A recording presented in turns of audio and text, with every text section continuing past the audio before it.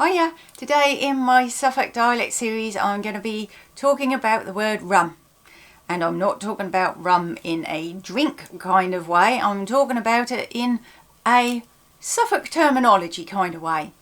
And we use the word rum and rummun a lot here, and it's a word which is used, I would say, for, like, for example, if somebody mentioned something that was unusual, you would say, well, that's a rummun.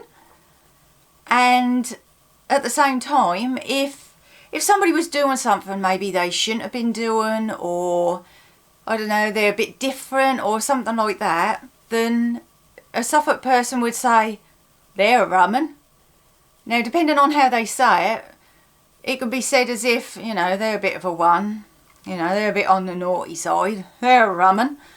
But then at the same time, if they're a bit like quirky or eccentric, and it then gets said in such a way, they're a rummun.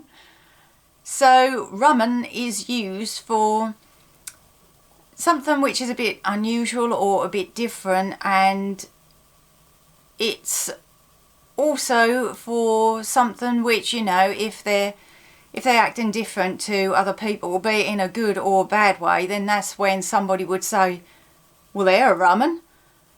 And we would say about other stuff as well, sort of like, oh, well, that's a rummun. And like, if somebody was to say to you, you know, you bumped into them in the street and you both got the same tops on, then you got the same top on as me. And you say, well, that's a rummun.